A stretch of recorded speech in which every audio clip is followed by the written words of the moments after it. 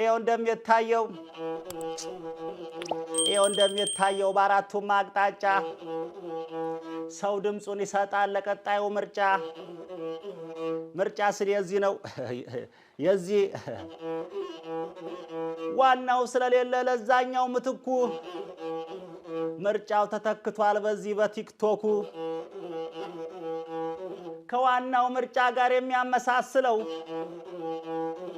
ተመራጭ ብቻ እንጂ ተቃዋሚም የለው ተመራጭ ብቻ እንጂ ተቃዋሚ የለው ያን ቢያሸንፍ ይሄ ሁቤ ተመልካች ህዝቡ ነው ኦሆሆሆሆሆይ ኦሆሆሆሆይ አዎ ኢትዮጵያ ለነሱ ስትሸጪ ለኛ ግን ቀንሺ እስከ መቼ ሺሺ ቅድሚያ ለህዝብ ነው ይሄንን አትርሺ ቅድሚያ ለህዝብ ነው ላስታውስሽ ብዬ ነው ሁቤ ቅድሚያ ለህዝብ ነው ላስታውስሽ ብዬ ነው ከላይ እንደሚታየው ከዚህ ከላይ እንደሚታየው በሰሜኑ አቅጣጫ ባህሩን ለማምጣት ተይዟል ሩጫ እኔ ዛሬ የሚያሳስበኝ ከመራጩ በላይ ተመራጩ ነው እዚህ ህዝብ ይሁንታ ባገኝና በመረጥ ምን አድርጌ ነው የምከሰው የሚለው ጉዳይ ያሳስበኛል አረ እዴው ሚዳ አይነት ሰው ነው አካል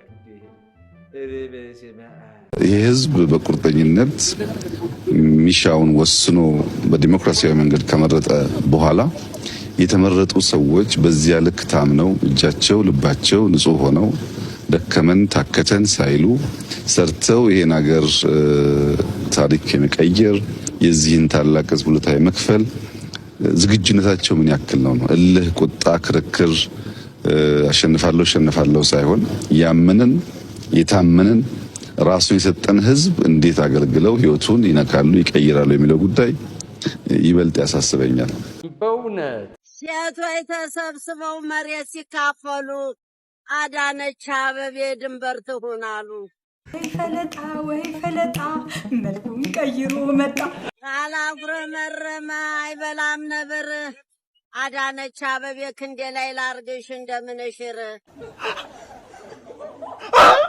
ያድዬ እናት ውጪ ተከሰሻል ያድዬ አባት ውጣ ተከሰሃል ይቺ መሳይ ጎበዝ ማኑ ለርብሎሃል ይቺ ሴትዮ ምንድነው ችግሯ አብይ አህመድ የሚወስዳት መድኃኒት ስራዋን መስራት ስትጀምር በ2036 በአፍሪካ ትልቁ ኢኮኖሚ የሚሆነው የኢትዮጵያ ኢኮኖሚ ነው ኢትዮጵያ በ2100 በዓለም ሰባተኛዋ ኢኮኖሚ ትሆናለች A few moments later በ2050 ኢትዮጵያ በዓለም ውስጥ ስመጥር ከሆኑ ሀገራት በዚህ ደረጃ ትመደባለች የሚል እቅድ አውጥተናል ሁለት ሀያላን ሀገራት ይኖራሉ ከሁለቱ አንዱ ኢትዮጵያ ትሆናለች የሚል እቅድም ተወጥቷል እኔ አብይ ይባላለሁ የኢትዮጵያ ጠቅላይ ሚኒስትር ሆኜ እኔ ንጉስ ነኝ የፌስቡክ ፎሎወር ያለው ኢትዮጵያ የለም ፎቶ አልነሳም እኔን ለመግደል የምታውቁት እኔ ደግሞ በተፈጥሮ የመለመን ጸጋ አለ እኔን በግል መስደብ አይችልም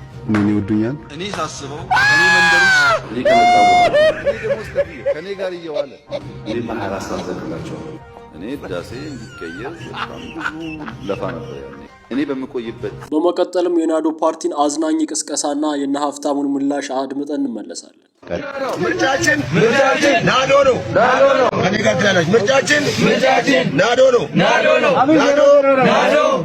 ናዶ የመረጠ ነዳጅ በቤቱ ይቀዳል ፈተናዎች ይበዛሉ ቢበዙ እረፍት ይመጣል በናዶ ዮሴፍ ቀጠለ 70 ቤተሰቦች 600 ሺህ ህዝብ ሆኑ ስለዚህ ናዶ መምረጥ ሰላምን መምረጥ ነው በቃ አገራችሁ ቺናት ነዳጅ አሁን ሁላችሁም ኢትዮጵያውያን አገራችሁ ቺናት በቃ ቺናት ኢትዮጵያ ናዶን ምራጡት እናዚህ ትመርጡ አሁን ቤተ መንግስት ናዶ ይገባል ማለት ነው ናዶ የሚለው እኮ እንደው በመድኃኒዓለም የሰብል የስንዴ የጤፍ ምናምን ምንድነው ይታጨድና የታጨደው ወደ ክምር ከመሄዱ በፊት ነዶ ይሰራል መጀመሪያ ነዶ ምንድነው በተወሰነ በቅፍ እየተመጠነ ይታሰርና ክምር ላይ ነው። አንዳንዱ ታስሮ ነኑ ደግሞ እንዲሁ ሳይታሰር በቅፍ እየተያዘ ክምር የሚሰራው አካል አለ። ዙሪያውን በቃ እያስተካከልክ ያ ለክምር ያዘጋጀው አጭደኸው ነዶ ይባላል። አሁን ዘንድሮ እነሱ አብይ ይሄ የስንዴ እንትን ሰጥቷቸዋል። ይዞ መጣና ናዶውን ምረጡታል። ናዶ የሚባል ሰውዬ ራሴን ከምርጫ አግልያለሁ እያለ ነው። አሁን ምርጫችን ናዶው ነው አለ። ያገኘው ሰው ላይ ደረት ላይ ነው የሚተኛው እኮ መሪዎችን ሲያገኝም አይተህ ከሆነ ከአብዛኛው መሪዎች ጋር ያየው ፎቶ ከአብዛኛው መሪዎች ጋር ከማክሮን የፈረንሳዩ ፕሬዚዳንት ጋር ደረቱ ላይ ተኝቶ ነበረ። ማን ነው ደቡብ ሱዳን ሳልቫኪር እንደዛ ነበረ። አሁን በቀደም እንደለመደው ኤርዶጋን የቱርኩ ፕሬዚዳንት ጋር ሊተኛ ሲመጣ በሩቅ ያዘው። የመሬት ጠብተን የመጣው ሲብተካ ሁለት ቦታ ታደርጋለህ። ደግሞ የመሬትና ቱርክ ባላንጣው ነው አላይ የመሬት ይነጥት ልጅ ብሎ ጠብቶ መጥቶ እንደገና ቱርክ ሊተኛ አለ። አይ ቱርኮች አይሆንም በእኛ ባላይ ፈክ ኢሳያስ ኤርትራም እንደምታውቀው ነው። ሂዶ ኢሳያስ ጋር ስንት ጊዜ ተለጥፎ ለሱ ቀለበት ካላረኩ ሁሉ እሪ ግብግብ በሰው ቤት እና እስቲ የኬንያው ሩቶ ግን ቀፎት ነበር መሰለኝና ቀለበት ላድርግልህ ሲል እኮ ብዙ ጊዜ በጣም እና ባይዘው ቀለበቷ የእውነት ቀለበቷ የቤንዛይድ የኤምሬቱ ልዑል የሱ ዘመድ አይነት ነገር የወርቅ ቤት ከዛ በጣም እጅግ ውድ እንደተባለው ከ$500,000 የፈሰሰበት በጣም የተለየ ወርቅ ነው ለፕሬዝዳንት ኢሳያስ እጅ ላይ ያደረገው አብይ እና የመሬት የቀለበቱን ላዋታለች። ምን እንደሆነ ፍላጎታቸው ግራ ነው የሚገባ። የመሬቶቹ የሄዱበት መንገድ የእውነት በጣም የሚገርም ነውና እንግዲህ ኢሳያስን ብልጥ ነው ሁኔታዎቹን አይታየት አድርጎ ወይ ወደ ቀይ ባህር ወረወራት ያችን ቀለበት አብይ አሰብ ካሊልኩ የሚያችን ቀለበት ሊፈልግ ነው እንዴ? ብርሃኑም ውሃ ስታገኙ ተዘጋጁ ዳይቭ ነው የምትገቡት ብሏል። ሁሉ ኬንያዎች አሁን ደግሞ የክርስትና ስም በኦሮሞኛ መውጣት አለበት ብለው መጥተዋል። ክርስትና ስም ለምን ነው ገብረ መድህን የሚወጣው? አንዳንድ ያልናገርም እያልኩ የነካካ ልታናግረኝ ነው አንተ ሰውዬ። አይ አይደለም፣ ትክክለኛ ነው መረጃ ገብረ መድህን ራሱ ለምን ይባላል?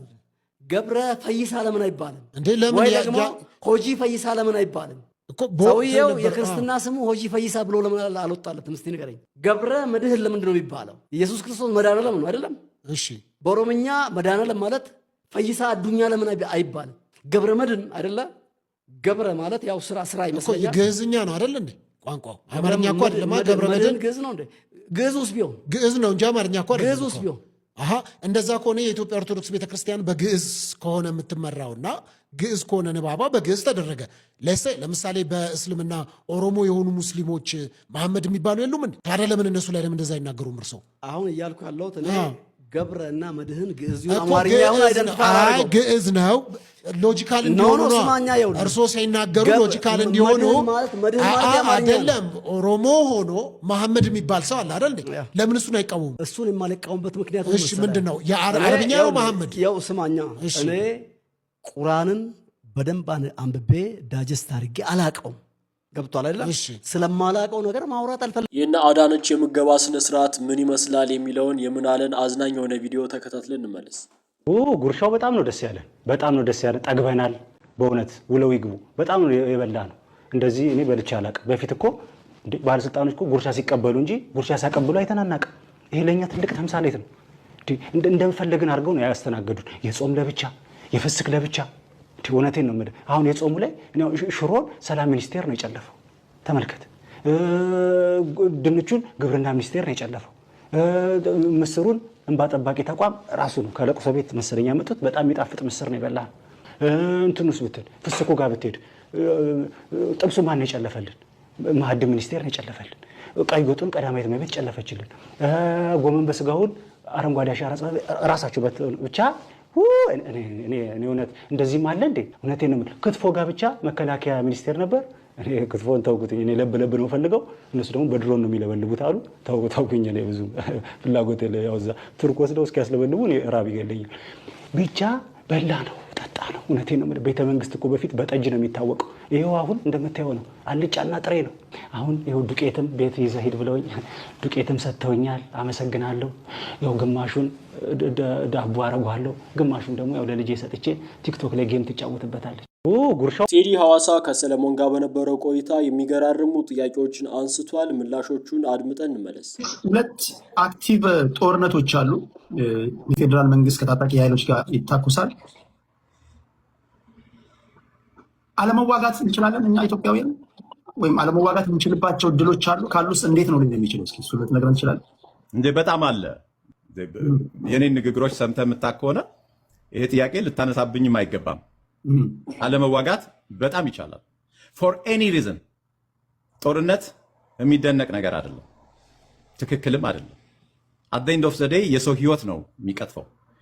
እኔ ሰው ህይወቱ ከሚያልፍ በቁሙ ሆኖ በደል ቢያሳልፍ ይሻላል ብዬ አምናለሁ። ለምን? ያ በደል የሆነ ቀን ሊቀየር ይችላል። ህይወት ግን ተመልሶ አይመጣም። አንተ ስለማትሞት በሌሎች ህይወት መወሰን ቀላል ሊሆን ይችላል። ራስን በእነሱ ቦታ አድርገህ የምታስብ ከሆነ ግን በምንም አይነት ሲቹዌሽን ውስጥ ቢሆን ሰው ሊኖር ነው የሚገባው። ለምን? ያ በደል የሆነ ቀን ሊቀየር ይችላል። ህይወት ግን ተመልሶ አይመጣም።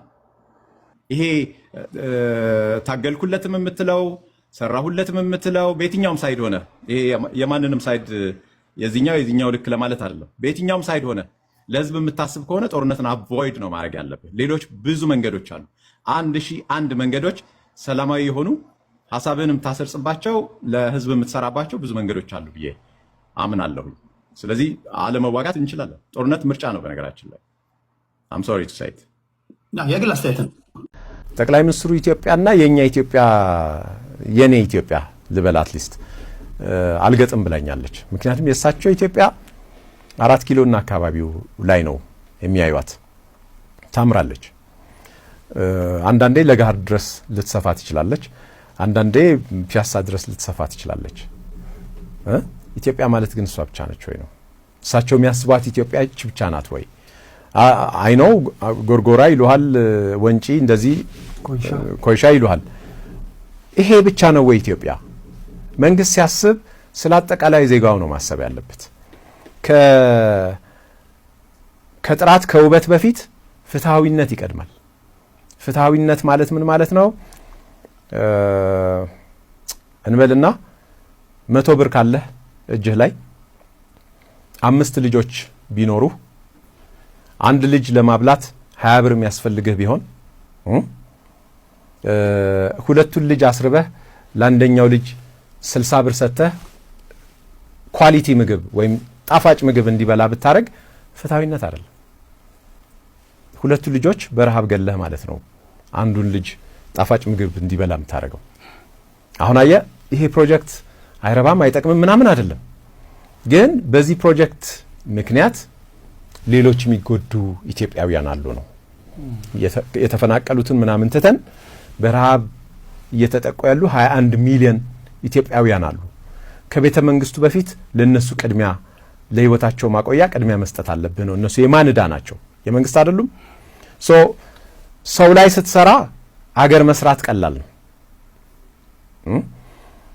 ሰው እየጎዳህ አገር መስራት ከባድ ነው። ሌላ ቢቀር እንደዚህ አይነት ጥያቄ ያመጣብሃል። ውድ የቻናሌ ቤተሰቦች ለዛሬ የነበረን ቆይታ ይህን ይመስል ነበር። በቀጣይ በሌሎች ቪዲዮዎች ተመልሰን እስከምንገናኝ ቸር ሰንብቱ።